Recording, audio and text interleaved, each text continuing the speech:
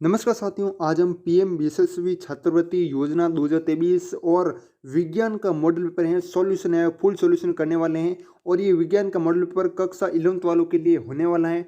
और इसमें इतने इंपॉर्टेंट क्वेश्चन हैं कि आपके यही क्वेश्चन है एग्जाम में छपेंगे, क्योंकि बहुत ही छांट छांट के इंपॉर्टेंट क्वेश्चन है वो लिए गए हैं। तो एक बार आप जरूर देखिएगा इस वीडियो को, यदि आप पीएम यशस्वी छात्रवृत्ति योजना की तैयारी कर रहे हो तो सबसे पहले पहला प्रश्न है आपका, क्या कह रहा है कि आधुनिक आवर्त सारणी में कितने ऊर्ध्व स्तंभ हैं जिन्हें समूह कहते हैं। आपको पता है जो आवर्त सारणी में ऊर्ध्व होते हैं ना, ऊर्ध्व मतलब जो कि खड़े होते हैं, है ना, खड़ी पंक्तियां होती ना, जिन्हें क्या कहते हैं, समूह कहते हैं। तो वो है ना क्या कितने हैं, 16, 17, 18 या फिर 19। तो बिल्कुल सही आंसर हो जाएगा 18। क्या हो जाएगा भाई, 18 क्या है, समूह है। 18 क्या है भाई, समूह है।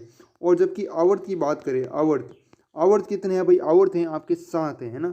आवर्त कितने, 7 हैं। और समूह कितने हैं, या फिर आप कह सकते हो ऊर्ध्व स्तंभ कितने हैं, तो वो आपके 18 होते हैं। ठीक है, ये हो गया आपका क्वेश्चन। अब देखो भाई, अगला प्रश्न है, बहुत ही अच्छा प्रश्न है, नेक्स्ट लेवल है कि भाई उदासीन प्रकृति के लिए पीएच का मान है, पीएच का मान है 4, 7, 13 और 0।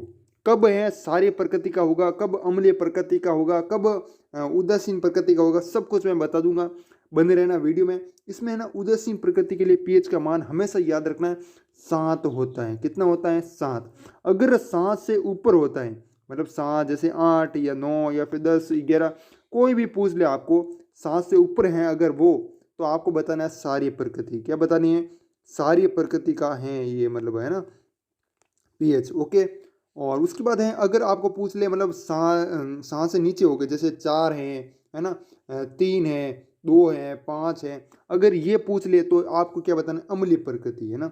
आपको पूछ ले कि यहाँ पर लिखा आ जाए जैसे प्रश्न की, अम्लीय प्रकृति के लिए पीएच का मान है, तो अम्लीय प्रकृति का 4 होगा, और उदासीन प्रकृति के लिए कितना होगा, 7 है, वो होगा। इस प्रकार आपको याद रखना है। अगला प्रश्न है भाई, इसमें बिल्कुल है आपका बी ऑप्शन है, राइट आंसर हो जाएगा ना, मैंने बता दिया ना। अब देखो भाई, अगला प्रश्न है, कौन सी धातु सामान्य ताप पर तरल होती है। काफी बार मैंने बता दिया है ना, यहाँ पर कौन सी धातु सामान्य ताप पर तरल होती है, ग्रेफाइट, हीरा, पारा या फिर ब्रोमीन। पारा यानी Hg, यानी इसको प्रतीक से दर्शाते हैं। ओके। तो पारा क्या होता है, पारा इसमें बिल्कुल है, पारा राइट आंसर हो जाएगा, सी हो जाएगा। और पारा मरकरी, जिसको बोल सकते हो मरकरी भी बोल सकते हो, एक ऐसी धातु है जो क्या आती है, कमरे के ताप पर द्रव अवस्था में होती हैं। तो इसलिए बहुत इंपॉर्टेंट है ये क्वेश्चन। क्यों इंपॉर्टेंट है कि कौन सी धातु सामान्य ताप पर तरल होती है। देखो सामान्य ताप पर तो है ना पारा है वो तरल होती है, लेकिन अगर कमरा के ताप पर है ना देखा जाए तो वो किस अवस्था में होती है, तो वो किस अवस्था में होती है, तो वो द्रव अवस्था में होती है। किस अवस्था में होती है, द्रव अवस्था में होती है ना। और एक क्वेश्चन मैंने और बताया था कि किस धातु का गलनांक तथा क्वथनांक उच्च होता है और वो अत्यंत कठोर भी होता है, मैंने बताया था आपको। तो वो कौन सी है भाई, हीरा। हीरा ऑप्शन दिया जा सकता है आपको, या फिर आपको कार्बन भी दिया जा सकता है। क्या दिया जा सकता है, कार्बन भी, है ना। ये भी आपको याद रखना है। ग्रेप मतलब इसका गलनांक और क्वथनांक उच्च होता है ना। हमने देखो भाई हीरा की बात कर ली, पारा की बात कर ली, अब बात कर लेते हैं ग्रेफाइट की। तो ग्रेफाइट के बारे में क्या क्वेश्चन पूछा जाता है कि वह कौन सी अधातु है जो कि क्या है, विद्युत की सुचालक है, सुचालक, विद्युत की सुचालक अधातु। ये कौन, ग्रेफाइट है ना, ये अधातु है, आपको याद रखना है ना। और ये तीनों हो गए। अब देखो ब्रोमीन के बारे में थोड़ा सा पढ़ लेते हैं। ब्रोमीन क्या है, ब्रोमीन के बारे में क्वेश्चन ये पूछा जाता है कि वह अधातु जो कमरे के ताप पर क्या रहती है, वह अधातु जो कमरे के ताप पर द्रव अवस्था में होती है। ठीक है, द्रव होती है। ओके, ये हो गया आपका क्वेश्चन। और बाकी इसका आंसर क्या हो जाएगा, पारा हो जाएगा। कौन सी धातु सामान्य ताप पर द्रव होती है, पारा, है ना। कमरे के ताप पर क्या होती है भाई, द्रव अवस्था में होती है। ओके। मेंडलीफ और आधुनिक आवर्त सारणी में क्रमशः वर्गों की संख्या है। देखो भाई, जो एक तो आपकी मेंडलीफ की आवर्त सारणी है उसमें भी कुछ कमियां हैं, वो थी आपको पता है। एक तो वो तत्व था ना जिसको स्थान है वो सही नहीं मिला था, है ना, उचित स्थान है वो नहीं मिला था, वो भी पूछा जाता है कई बार। तो वो आपका हो जाएगा हाइड्रोजन, है ना। तो बहुत ही कमियां रही इसमें। और आधुनिक आवर्त सारणी जो अभी वर्तमान में आवर्त सारणी है, हाइड्रोजन हीलियम लिथियम, वो आवर्त सारणी है ना, आपको पता है ना। तो इसमें देखो भाई कितने वर्ग हैं और कितने जो कि है ना। तो देखो मेंडलीफ और आधुनिक आवर्त सारणी, इसमें देखो मेंडलीफ की आवर्त सारणी में 18 वर्ग हैं क्या, नहीं है भाई, हैं। और यहाँ पर देखो एक और यहाँ पर ऑप्शन है, हमें काटना पड़ेगा। यहाँ पर देखो 18 वर्ग हैं, दोनों में नहीं हो गए तो तब तो सेम हो जाएगा है ना। 8 वर्ग हैं वो भी नहीं होगा, तो इसका मतलब ये आपका जो है ना बी ऑप्शन है राइट आंसर हो जाएगा। 8 तो वर्ग है ना मेंडलिप की आउट सारणी में, कितने वर्ग? 8 वर्ग तो मेंडलिप की आउट सारणी में है। और जबकि 18 वर्ग है ना वो 18 वर्ग हैं आधुनिक आउट सारणी में है। आधुनिक आउट सारणी हमें क्या पूछा है? कर्मश। आपको किस में ध्यान रखना, एक कर्मश लिखा आता है ना, कर्मश। कर्मश मतलब सबसे पहला दिया हुआ है उसका सबसे पहले बताना, जैसे मेंडलिप का दिया हुआ है ना सबसे पहले तो मेंडलिप का बताना है ना। ये भी सही है, ये भी सही है, लेकिन हमें पूछा क्या है? कर्मश, मतलब पहले सही कर्मानुसार है बताना है। हमें पूछा मेंडलिप का तो सबसे पहले हमने मेंडलिप का बताया, ये भी सही है लेकिन बाद में बताइए तो है ना, इसका मतलब ये नहीं होगा। और आधुनिक आवर्त सारणी में 18 वर्ग हैं, इसमें सबसे पहले बताए तो ये नहीं होगा है ना। सही है लेकिन पहले बता दिया है ना तो वो हो जाएगा है ना। तो आपका बी ऑप्शन इसलिए हमने सही माना। ओके। और जो मेंडलिप मैं आपको बता रहा हूँ, एक तो आपका मेंडलिप की आउट सारणी है ना उसको वर्गीकरण का आधार क्या था, मतलब जो उन्होंने बांटा है ना, तत्वों को बांटा, हाइड्रोजन को सही स्थान नहीं दिया, तो उसका आधार है वो क्या था, तो आपको बताना परमाणु द्रव्यमान। क्या है? परमाणु द्रव्यमान। और बात कर लेते आधुनिक आउट सारणी के वर्गीकरण का आधार क्या है, तो याद रखना परमाणु संख्या। परमाणु संख्या क्या हो जाएगा? परमाणु संख्या। ओके, वापस बता देता हूँ। मेंडलिप की तो परमाणु द्रव्यमान के आधार पर है वर्गीकरण किया जो भी आउट सारणी है, और आधुनिक आउट सारणी में परमाणु संख्या के आधार पर है वो वर्गीकरण किया गया है। तो आधार पूछा जाता है आपको। और मेंडलिप की आउट सारणी में जो हाइड्रोजन है उसको सही स्थान है वो नहीं मिला है, तो आपको ये भी पूछा जाता है। मोस्ट इंपॉर्टेंट क्वेश्चन है, अगर आपको याद नहीं रहता है तो आप लिख लो, जो क्वेश्चन आपको याद नहीं रहते हैं वो लिख लो है ना। अब देखो भाई अगला प्रश्न है, और मैं आपको एक आगे इंपॉर्टेंट बात वो भी बताऊंगा है ना, क्या इंपॉर्टेंट बात है। निम्न में से संवेदी अंग हैं, संवेदी अंग क्या होते हैं वो मैं आपको अभी बताऊंगा। तो सबसे पहले ऑप्शन देख लेते हैं, आँख, नाक, कान या फिर उपयुक्त सभी। संवेदी अंग जिसके माध्यम से हम है ना देख सकते हैं, मतलब कोई भी चीज़ होती है ना, आँख से हम देख सकते हैं कि कोई ये चीज़ ये है, ये कूलर है, ये पंखा है, ये किताब है ना। और नाक से हम सूंघ सकते हैं है ना, नाक से सूंघ सकते हैं है ना। अगर आँख ही नहीं होगी तो हाथ का क्या करोगे? हाथ से कैसे पता चलेगा? आप बचपन से मान लीजिएगा अंधे हो, आपको थोड़ी पता है कि ये दरवाज़ा होता है, ऐसा दरवाज़ा होता है ना। तो ये संवेदी अंग हैं जिसके माध्यम से हम महसूस कर सकते हैं, पर्यावरण में होने वाले परिवर्तन है ना जितने भी उनको पहचान सकते हैं ना, तो वो होते हैं संवेदी अंग। और कान से हम सुन सकते हैं कि भाई ये व्यक्ति है वो पास वाला क्या कर रहे हैं। हम टांग से पता कर सकते हैं क्या, है ना। तो टांग है वो संवेदी अंग नहीं है ना, सॉरी पैर है ना। और पैर और जैसे हाथ है, हाथ से भी पता नहीं कर सकते। आप अंधे हो, आपको थोड़ी पता है कि भाई ये कुर्सी है, ये होती है, वो होती है ना, तो वो नहीं पता चल सकता है ना। ये हो गया आपका बिल्कुल सही, आपका जो उपयुक्त सभी है राइट आंसर हो जाए संवेदी अंग। अगला प्रश्न है आपके, प्लाज्मोडियम में किस प्रकार का विखंडन पाया जाता है? बहुत ही अच्छा प्रश्न है, नेक्स्ट लेवल प्रश्न, नेक्स्ट लेवल। एकल खंडन, द्विखंडन, बहुखंडन या फिर इनमें से कोई नहीं? तो बिल्कुल सही है, एकदम एकदम सही बता रहे हो, बहुखंडन है आपका राइट आंसर हो जाएगा, सी ऑप्शन है ना। और मैं आपको बात कर लेता हूँ प्लाज्मोडियम के बारे में, बात कर लेते हैं। ये इसके बारे में भी एक क्वेश्चन है वो पूछा जाता है प्लाज्मोडियम के बारे में। तो क्या क्वेश्चन पूछा जाता है वो देख लीजिए एक बार।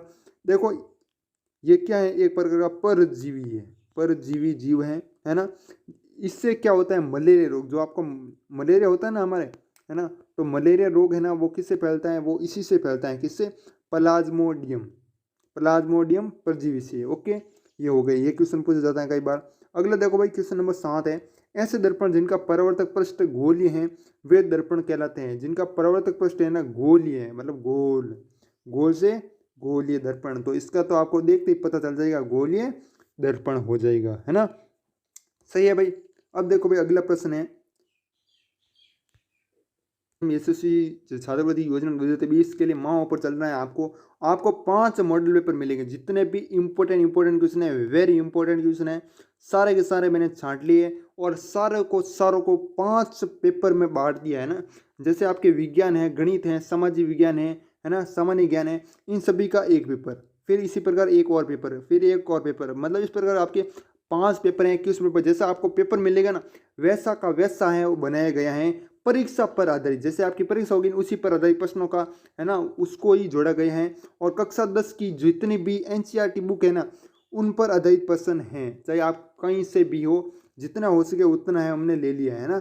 और ये ऑफर अभी तक 6 सितंबर तक उपलब्ध है, आप 6 सितंबर तक हैं ले सकते हो है ना। कितने रुपये में, तो देखो पहले मैंने प्राइस की थी 99 रुपये, लेकिन 99 रुपये अब नहीं है, अब आपको लिए सिर्फ और सिर्फ 19 रुपये में, ओनली 19 रुपये में, ठीक है। और 82% छूट मिल रही है। फिर मत कहना कि इसका है ना प्राइस है वो बढ़ गया, मतलब 19 रुपये से 25 भी हो सकता है, 30 भी हो सकता है, 35 भी हो सकता है ना। ये आपके लिए मैं बता रहा हूँ। ओके, यही मैं बताना चाहता था। अब देखो भाई हम चलते हैं क्वेश्चनों की तरफ। निकट दृष्टि दोष को दूर करने में प्रयुक्त लेंस, जो निकट दृष्टि दोष होता है ना, उसमें जो लेंस प्रयोग किया जाता है, मतलब उसको दूर करना है, मतलब हम कुछ ना कुछ दूर करते हैं। जैसे बीमारी आती है तो हम क्या लेते हैं, दवाई लेते हैं ना। इसी प्रकार निकट दृष्टि दोष होता है ना, उसमें हम उसको दूर करना है ना, भगाना है उसको। तो उसमें एक लेंस प्रयोग लिया जाता है, उत्तल लेंस, गोली लेंस या फिर समतल लेंस। तो इसमें से दोनों में से तो होगा नहीं आपका, है ना। जो नहीं है उनको तो ऑप्शन में काट देना पहले कि ये तो होगा ही नहीं। अब इन दोनों में से देखो भाई कि कौन सा है वो सही हो सकता है ना। तो बिल्कुल सही है आपका अवतल लेंस। क्या हो जाएगा, ए ऑप्शन है राइट आंसर हो जाएगा। अगर आपको पूछे निकट दृष्टि दोष को दूर करने में प्रयुक्त लेंस, तो अवतल लेंस। और दूर दृष्टि है, दूर दृष्टि दोष को दूर करने में जो प्रयुक्त लेंस होता है वो आपका उत्तल लेंस है। तो कैसे याद रखोगे, ट्रिक बता रहा हूँ, एक मिनट, ठीक है। देखो दूर दृष्टि एक मिनट रुकना है ना, यहाँ पर लिखा दूर दृष्टि दोष। देखो दूर क्या है, दूर है ना उत्तर दिशा है, क्या है दूर, क्या है उत्तर दिशा है ना, उत्तर, उत्तर है ना। तो उत्तर से उत्तल लेंस हो जाएगा, आपको याद हो जाएगा ना, बिल्कुल हो जाएगा, है ना। उसके बाद ये तो आपका ऑटोमेटिक हो जाएगा। अगले वाला निकट, निकट से उत्तल है वो हो जाएगा, वो तो आपको ऑटोमेटिक हो जाएगा। एक याद रख लोगे तो दूसरा अपने आप हो जाएगा, है ना। तो दूर का पूछे, दूर की क्या क्या दिशा है, तो उत्तर दिशा है, तो उत्तर से उत्तल हो जाएगा, है ना। और पास में क्या है, निकट में उत्तल है ना। पास में आओ है ना, निकट, निकट मतलब पास में अवो, आओ, पास में आओ है ना, ये भी आपको याद हो जाएगा। अगला प्रश्न देखो भाई, विद्युत धारा मापक यंत्र, विद्युत धारा मापक यंत्र कौन सा भाई, एमीटर, वोल्ट मीटर, प्रतिरोधकता, इनमें से कोई नहीं। तो बिल्कुल सही है आपका ए ऑप्शन हो जाएगा, एमीटर। और मैंने बताया नहीं भाई, एक चीज़ बताई नहीं कि भाई आपको है ना वो कैसे मिलेगा। पीछे मैंने नहीं बताया कि भाई आपको जो पीडीएफ है ना, ई बुक है वो 5 मॉडल पेपर वाली, वो कैसे मिलेगी। तो उसके लिए आपको हमारे टेलीग्राम ग्रुप ज्वाइन कर लो, या फिर इंस्टाग्राम पर फॉलो कर लो, ठीक है। इंस्टाग्राम पर फॉलो कर लो, ये आईडी है हमारी, वहाँ पर मैसेज कर लेना, आपको पीडीएफ है भेज दी जाएगी, ठीक है। ओके, ये हमारी आईडी है GROWSHIKSH, ओके। अब देखो भाई अगला प्रश्न है, क्या कह रहे हैं, विद्युत का धारा मापक यंत्र ए मीटर हो जाएगा, क्या हो जाएगा, ए मीटर, ओके। अगला है क्वेश्चन नंबर 10 है, निम्न में से ऊर्जा का पारंपरिक स्रोत है। तो इसका आंसर किसी का भी गलत है, वो नहीं होना चाहिए। पवन ऊर्जा, जल विद्युत ऊर्जा, जैव मात्रा यानी बायोमास, और उपरोक्त सभी। तो बिल्कुल सही है आपका, है डी हो जाएगा, क्या हो जाएगा भाई, डी। अगला देखो भाई, अगला अगला क्या कह रहा है, अगला चिपको आंदोलन कब प्रारंभ हुआ था। जो चिपको आंदोलन है वो कब प्रारंभ हुआ था, कहाँ पर हुआ, है ना, वो भी मैं आपको बता दूंगा। कौन सा गांव है वो भी मैं आपको बता दूंगा। तो इसमें बिल्कुल है ए ऑप्शन हो जाएगी, क्या हो जाएगा, ए ऑप्शन। 1970 में चिपको आंदोलन है वो प्रारंभ हुआ था। और कहाँ पर हुआ, सबसे पहले आपको राज्य याद रखना है उत्तराखंड, क्या याद रखना, उत्तराखंड, ओके। और कौन सा गांव, रैनी ग्राम, रैनी ग्राम, ठीक है, ये आपका हो जाएगा, ओके। और कब हुआ, तो 1970 में प्रारंभ हुआ था, ओके। अगला है जैव विविधता के विशिष्ट स्थल कौन से हैं, विशिष्ट स्थल है ना जैव विविधता के, तो वो कौन से, पर्वत, पठार, वन, इनमें से कोई नहीं। बहुत अच्छा प्रश्न है एकदम। तो इसमें बिल्कुल है, सही बता रहे हो एकदम, सी ऑप्शन है राइट आंसर हो जाएगा, क्या हो जाएगा, वन है राइट आंसर हो जाएगा। अगला देखो 12 प्रश्न हो गया हमारा। 13 प्रश्न है, वन उत्पादों पर आधारित उद्योग है। जितने भी वन पर है ना, जैसे कागज हैं, कागज को हम क्या बना सकते हैं, वनों से प्राप्त करते हैं। फर्नीचर है ना, जितने भी फर्नीचर आते हैं वो वन को काट कर बनाए जाते हैं। लाख तथा खेल उपकरण, जितने भी बैट बल्ले हैं ना, वो वन से आते हैं ना, पेड़ पौधों से है ना, तो वो वन में आते हैं, शामिल होते हैं। तो इसका मतलब आपका डी ऑप्शन है राइट आंसर हो जाएगा, डी हो जाएगा, क्या हो जाएगा, डी, उपयुक्त सभी। विद्युत धारा, विद्युत राशि का सूत्र है, एक मिनट, क्वेश्चन है सही है हमारा, गलत है ना, क्या है क्वेश्चन है वो गलत है। विद्युत धारा होनी चाहिए यहाँ पर, क्या हो जाएगा ना, विद्युत राशि नहीं है, विद्युत धारा। विद्युत धारा का सूत्र है V = IR, I = Q/T। यहाँ पर Q है, फिर बट्टा में T है, ठीक है। V इजक्वल डब्ल्यू बटा क्यू, डब्ल्यू बटा में क्यू है, ठीक है। V is equal I N R, I N R कोई होता नहीं, तो इसका मतलब ये तो काट दो, है ना। जो नहीं होता ना उसको काट दो पहले, कि ये तो होगा ही नहीं, 100% मुझको श्योर है। तो इसमें बिल्कुल सही है, आपका बी ऑप्शन हो जाएगा, आई इजक्वल क्यू बटा टी, आई इजक्वल क्यू बटा टी है ना, ये सही हो जाएगा। सी नहीं है यहाँ पर बी है और यहाँ पर सी मान लीजिएगा, है ना। तो आप कोई भी बता रहे हो, ऑप्शन को देख रहे हो, सही बता रहे हो, बी है और यहाँ सी, ओके। अब देखो भाई, ये किसका सूत्र होता है, V इजक्वल आई आर, ये किसका होता है, ओम का नियम, ओम का नियम, ओके। और एक और है हमारे सामने लिखा हुआ है V इजक्वल डब्ल्यू बटा क्यू, V इजक्वल डब्ल्यू बटा क्यू है ना, ये किसका सूत्र है, ये आपका विभवांतर, विभवांतर, ओके। और ये मैंने बता दिया I इजक्वल क्यू बटा टी, ये विद्युत धारा का सूत्र है, विद्युत धारा का सूत्र है, ओके। अगला देखो भाई, अगला प्रश्न है 14 हो चुके हैं हमारे। नाइट्रोजन का परमाणु क्रमांक है, ये तो आपको याद रखने पड़ेंगे, है ना। ये भी क्वेश्चन पूछा जाता है आपका, 100% पूछा जाएगा कि भाई परमाणु क्रमांक किसका है, किसका क्या है, इलेक्ट्रॉन विन्यास है, वो वगैरह पूछे जाते हैं। और सूत्र हैं जितने भी आपके, जैसे कार्बन डाइऑक्साइड है, ऑक्सीजन है, नॉर्मल है, वो तो आपको करना ही है, ठीक है। और फिर कोशिश करना आपको जो भारी हैं तो उनके मतलब याद कर लेना ना, जितने भी नॉर्मल हैं जो ज़्यादा किताब में आए हैं, है ना, जैसे ऑक्सीजन है, कार्बन डाइऑक्साइड है, इस प्रकार के काफ़ी सारे छोटे छोटे हैं सवाल हैं, उनको तो याद कर लेना आपको। नाइट्रोजन का परमाणु क्रमांक है 2, 5, 7 और 9, है ना। इलेक्ट्रॉन विन्यास है वो भी मैं आपको बता दूंगा नाइट्रोजन का। तो बिल्कुल सही है, आपका 7 है वो राइट आंसर हो जाएगा, क्या हो जाएगा, 7 है वो राइट आंसर हो जाएगा। और इलेक्ट्रॉन की विन्यास है वो कितना होता है नाइट्रोजन का, तो वो होता है 2,5, है ना। 5 और 2 कितना होता है, 7 होते हैं, तो इसका मतलब ये सही हमारा, है ना। और ये आपको दिया जा सकता है ऑप्शन में, लेकिन चांस कम है, 2,5 है वो दिया जा सकता है, या फिर वो 1s2 2s2 ऐसे लिख कर हैं वो भी दिया जा सकता है आपको, है ना। और अगला है भाई, संतरा में पाई जाने वाला अम्ल है, जो संतरा होता है, संतरा खाया कभी है, तो देखा कभी कि इसमें कौन सा अम्ल है, कभी गौर किया। मैं आपको और बता देता हूँ कि नींबू में भी वही अम्ल पाया जाता है ना। जो संतरा में अम्ल पाया जाता है वो नींबू में भी पाया जाता है। इसका मतलब आपको अगर नींबू का याद है तो संतरा का बता दोगे, संतरा का याद है तो नींबू का बता दोगे, है ना। तो बिल्कुल सही है, सीट्रिक अम्ल, क्या हो जाएगा, सीट्रिक अम्ल, ये एकदम सही आंसर हो जाएगा। और फिर है इमली, इमली है ना, इमली, इमली में कौन सा पाया जाता है, तो टार्टरिक अम्ल है वो पाया जाता है ना। और फॉर्मिक अम्ल के बारे में आप बताओ, कमेंट करो फटाफट, मैंने बताया था इससे पीछे वाला जो वीडियो था ना उसमें, है ना। फॉर्मिक अम्ल है किस में पाया जाता है ना, बताओ भी फटाफट से कमेंट में। अगला प्रश्न है, वह रासायनिक अभिक्रिया जिसमें ऑक्सीजन एवं ऑक्सीजन अभिक्रिया साथ साथ पाई जाती हैं, कौन सी अभिक्रिया कहलाती है, मतलब साथ साथ एवं दोनों पाई जाती हैं, ऑक्सीजन भी पाई जाती हैं, ऑक्सीजन भी पाई जाती हैं, तो इसका मतलब वो अकेली ऑक्सीजन कण तो होगी नहीं, अकेली ऑक्सीजन तो होगी नहीं, क्योंकि दोनों साथ साथ पाई जाती हैं, है ना। और बात रही दोनों की, तो दोनों में से विघटन भी नहीं होगा, आपका रेडॉक्स है राइट आंसर हो जाएगा। ऐसे क्वेश्चन करना है आपको, है ना, ज़्यादा नहीं सोचना है ना। जो नहीं हो सकता ना उसको तो काट दो पहले, जो नहीं हो सकता उसको तो पहले ही काट दो। एक कोशिकीय जीव है ना, तो देखो इसमें कैसे काटे, मनुष्य, मनुष्य में तो आपके मनुष्य में तो बहुत सारी कोशिका होती है ना, है ना, तो इसका मतलब ये तो नहीं होगा। बिल्ली, बिल्ली में भी नहीं होगा, बहुत सारी कोशिका होती हैं, इसका मतलब आपका अमीबा राइट आंसर हो जाएगा, है ना। इस प्रकार से काटना है। यदि वायुमंडल ना होता तो आकाश का रंग दिखाई देता है, तो आकाश का रंग कैसा दिखाई देता है भाई, अगर मान लीजिएगा वायुमंडल नहीं होता है, ऐसा क्वेश्चन पूछा जा सकता है आपको, है ना।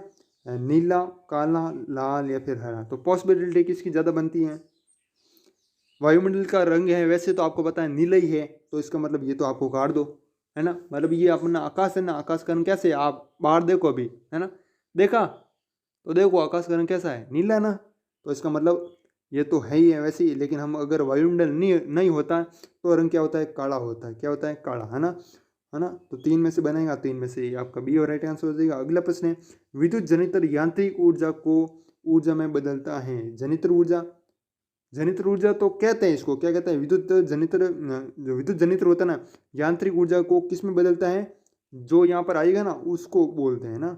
जैसे आपका इसमें मान लीजिएगा, मैं आपको पूरा बता रहा हूँ, कन्फ्यूज नहीं होना है।